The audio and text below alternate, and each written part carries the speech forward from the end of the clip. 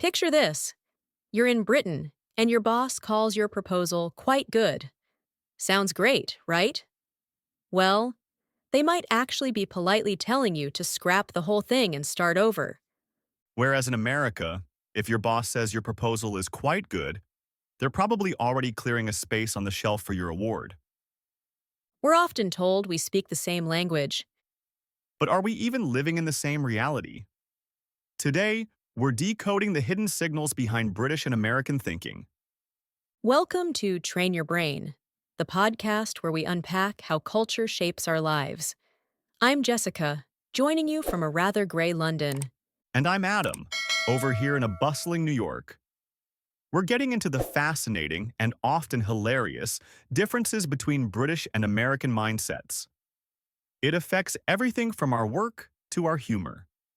Whether you're studying abroad, working with a team across the pond, or you're just a bit nosy, think of this as your cultural field guide. We'll help you figure out why we can seem to be from different planets. Okay, let's jump straight into the place these differences can cause the most trouble: the workplace.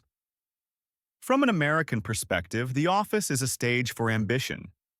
We're raised to be driven, competitive, and all about action. That can-do attitude is everywhere, rewarding people who speak up and push for fast results. We live to work. And that phrase, live to work, is so interesting because the ideal in the UK is very much work to live. British work culture has traditionally valued stability, respectability, and a much more measured pace. There's an ingrained sense of caution. We'd rather get something perfect than get it done fast, and we might shy away from a challenge if it all looks a bit, well, messy. I have been on the receiving end of this. I was on a video call with a British team, and at the end, I said, "Okay, everyone, let's hit the ground running. I want a first draft by tomorrow." Jessica, the silence was deafening. To me, that's an energizing call to arms. To them, I think it sounded like pure, unadulterated chaos. Oh, it absolutely would have. An order like that in a British office feels like you're being set up to fail. We'd expect a week for that task after a few little chats about the approach. It's that perfectionism versus your drive for sheer momentum.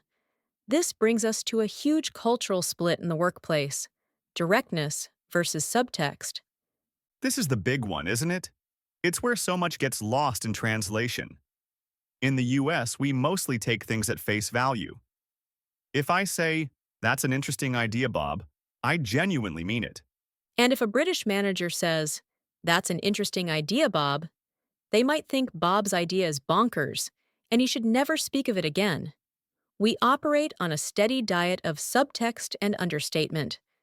A recent survey found that while almost half of Americans see "let's do lunch soon" as a genuine offer, only about 20% of Brits do. The rest of us just assume it's a polite way to end the conversation. That explains a lot about my empty social calendar the last time I was in London. It must affect feedback, too. In America, we have the feedback sandwich to soften the blow. We often find that a bit patronizing. We're more likely to be brutally direct if something's a mess, or use irony so subtle the feedback is almost invisible to the untrained ear. An American manager might say, "Great effort here. I've spotted a few areas to strengthen, but the foundation is solid." A British manager might just hand it back and say with a certain tone, "Right. You'll want to have another look at this." That single word, "right," tells you everything. It's a total minefield. What about leadership styles? The US model is often egalitarian in discussion, but very top-down when it's decision time. The debate is over and it's full steam ahead. That sounds incredibly efficient. In the UK, things can be more consensual, but the hierarchy is still quite rigid. We have more side chats and pre-meetings to build agreement. This all spills out of the office, right? It shapes our whole view of the world. America is, at its core, an optimistic culture. The American dream tells our kids they can be president. We do the exact opposite. As the comedian Ricky Gervais once said, Brits are basically told, it won't happen for you. We're raised on a healthy diet of skepticism, or as we like to call it, realism. It's about building resilience. A British childhood is full of light-hearted teasing, which teaches you to laugh at yourself and not take life too seriously. You see it in patriotism, too. In America, flying the flag from your house is normal. My neighborhood is a sea of red, white, and blue on the 4th of July. Overt patriotism makes us squirm. Our national pastime is complaining about Britain, the weather, the government, the trains. But it's a weird form of affection. It's our country to complain about. If an outsider joins in, we can get fiercely defensive. It all goes back to that core psychological split: American idealism versus British realism. Americans expect the best, while Brits are braced for the worst. And that sets the stage for one of the biggest and definitely funniest divides between us. If this cultural deep dive is hitting home, or if you've ever had a spectacular miscommunication, tell us your story in the comments. And don't forget to subscribe to Train Your Brain. Let's talk about what makes us laugh. Mainstream American humor is often direct, optimistic, and physical. We love slapstick, clear setups, and big punchlines. Think about our sitcoms. The characters might be a mess, but they're usually likable and we want them to win. They learn, they grow, and they get a happy ending. And British humor is not that. Our comedy is built on irony, sarcasm, and a deep, abiding love of social awkwardness. We are the world champions of cringe. We find failure and misfortune absolutely hilarious, especially when it's our own. There's no better example than comparing the UK and US versions of The Office. Perfect example. Michael Scott, the boss in the US version, is a buffoon. But deep down, he has a good heart. He just wants to be loved. And by the end, he finds redemption. Whereas David Brent, his British counterpart, is almost painful to watch. He's petty, delusional, and his insecurity makes him cruel. We find Brent hilarious because he's so pathetic. We aren't rooting for him. We are just captivated by his train wreck of a life. We love life's losers. That brings up self-deprecation. From an American standpoint, the way Brits are always putting themselves down can look like they lack confidence. For us, self-deprecation is a crucial social skill. It's the opposite of low self-esteem. It's a sign of confidence. It shows you're grounded. It's also a test. If I joke about a mistake and you laugh along, we're on the same page. If you rush in with, "No, you did great," it just makes everything awkward. So when my British colleague says, "Oh, I've made a complete dog's dinner of this report," I shouldn't jump in with, "No way, it's not that bad." Please don't. The correct response is something dry, like, "Well, at least the dog will be well fed." It shows you get the code. We've been talking around this, but let's nail down the communication styles. Americans are generally positive, straightforward, and literal.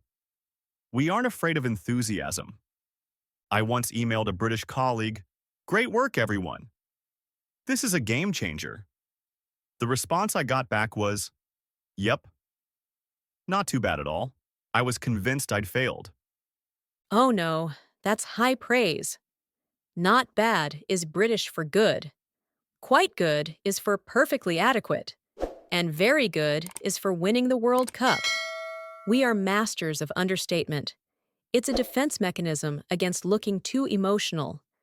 Politeness and reserve are prized, which means using softening words and irony. It's like you need a translator. What are some other dangerous phrases I should know? With the greatest respect almost always means, "I think you're an idiot." "I'll bear it in mind" means, "I've already forgotten what you said." And if a Brit says, You must come for dinner sometime. It's just a polite noise, not a real invitation. If they wanted to see you, they'd suggest a specific day. Wow. In America, if you say, you must come for dinner, you expect the other person to whip out their phone and start scheduling. We want to face problems head on. Whereas Brits will do almost anything to avoid direct confrontation. We might use humor to deflect, become passive aggressive, or just complain to everyone else. It's all about not causing a scene. For anyone on an international team, these aren't just funny quirks, they're essential.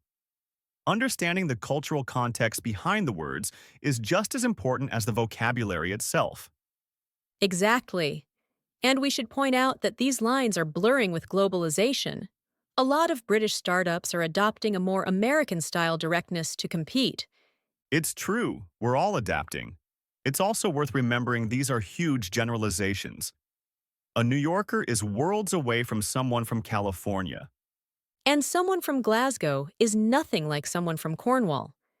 But these national patterns, optimism versus realism, directness versus understatement, are still incredibly powerful. They're like the invisible software our cultures installed in us at birth. So, while we may share a language, it's clear we're on different psychological frequencies.